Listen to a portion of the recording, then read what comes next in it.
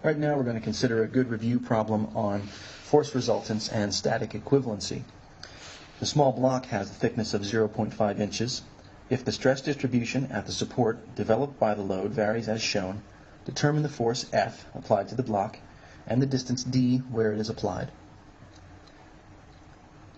What we're really asked for here is to take the stress distribution on the bottom of the block and resolve that into an equivalent force. If we can find what that equivalent force is and the location of that force, then that has to be equal to F and d by static equilibrium. So really this is a static equivalency problem where we're trying to find the resultant force. As such, we can write an approach where the first step to the approach is going to be interpret the stress. And by that I mean we're going to examine the stress profile on the bottom of the block and see what sense we can make of it. The second step is then going to be the static equivalency calculations. And underneath this, sort of parenthetically, we're talking about equilibrium, as you'll see as we go through the problem. Let's start by trying to interpret what this stress profile looks like. We're given in the problem statement some information about the thickness direction. That would be this direction. If we have a coordinate system somehow like this, let's say x and y, the thickness direction is this z direction, so it's back this way. And so what we can try to do is get a 3D understanding of what the stress profile looks like. Let me go ahead and try and draw that down here. We've got this trapezoidal part like this. This is the exposed face that we see in the schematic. We've also got this part that goes into the page like this. Okay, so it's sort of like we took this trapezoid and extruded it in this direction, 0.5 inches, to give us the full stress profile. So hopefully you can see that this is sort of like an extruded trapezoid, which is the loading in a 3D sense. And now that we know that, we can go through and start to talk about how to deal with this stress profile in terms of its force equivalence. So let's go ahead and do that. Step 1, interpret the stress.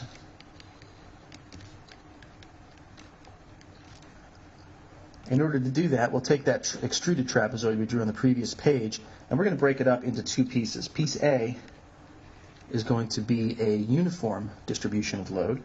And let me try and draw that in a 3D kind of way. Okay, this is 20 KSI.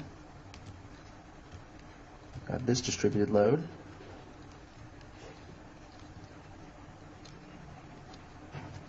And then we've got part B here, which is going to be a linear load distribution. And again, it's sort of extruded into that third direction, somehow like that. So it ends up having a bit of a wedge shape to it, where this is 0 and this is 20 KSI. Now, the dimensions on this are 1.5 inches this way and 0.5 inches that way. So I think you're probably able to see that all we have to do is take that 20 KSI uniform load and then go ahead and multiply it by the area, and that will give us the equivalent force. So for A, the resultant of A is 20 KSI times 0.5 inches times 1.5 inches. And this ends up being 15 kips. And this is going to be applied right in the center of the distributed load. Okay, FR. Now I've drawn that as if it's acting on the front face. Obviously it would actually be acting back here in the middle of the load. We're going to go back to a 2D view in just a second, and I'll show you why I've drawn it on the front face like that. If we consider this triangular load, we're going to do the same kind of calculation, except now we're calculating basically the volume of this wedge as opposed to the volume of some prism, which is what we did in part A. So over here we get the resultant, FR of B. It's going to be 0 to 20, 20 KSI, times 0.5 inches times 1.5 inches. And then what we have to do is take that volume and divide it by 2 because we've got the wedge shape instead of the prismatic shape. So this ends up being 7.5 kips.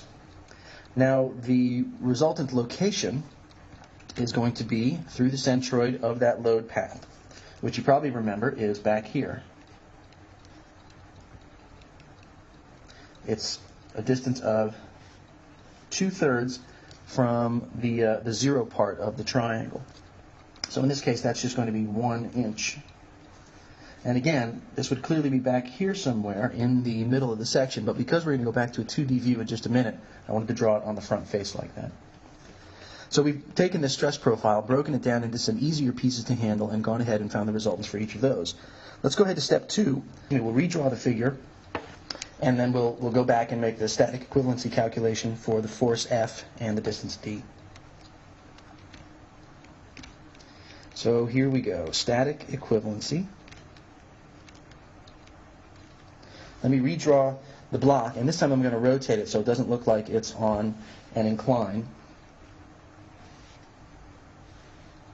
So there's our block. Up here is our load F and our distance D. And then we've got these two resultants that we just calculated. One of them right here, F resultant due to load A, and that's at a distance of 0.75 inches.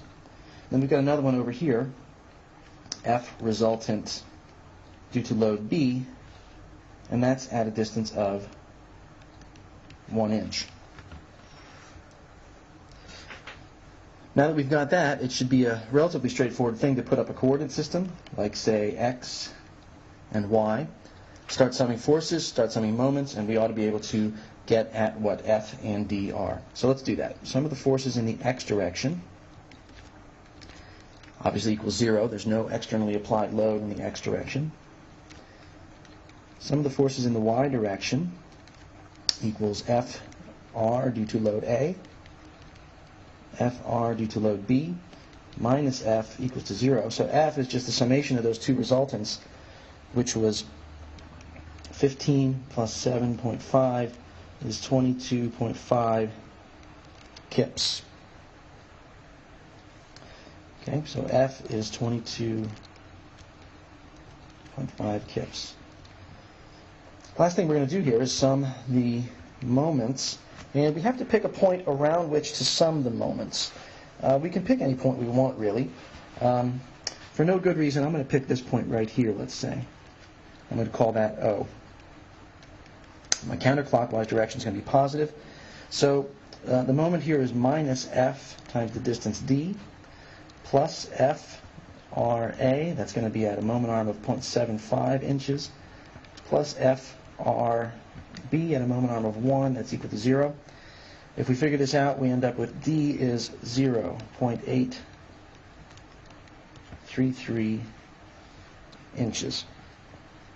So it was just an equilibrium concept that we used to get at what F and D were. Let's review quickly. We started off with this stress profile acting on the bottom of the block, and we emphasized that it was a 3D stress profile because the thickness dimension of 0.5 inches played an important role here. What we found out was that it was easy enough to go ahead and disassemble that distributed load into two pieces, one of which was a uniform load, one of which was a triangular load. And then when we extruded those into the thickness direction, we ended up with something that looks like a volume, which is a prism, and something that looks a little bit like a wedge. And our job there was to figure out what the force resultants were for those two distributed loads. Once we went ahead and used those, we can find what F and D are through simple equilibrium calculations.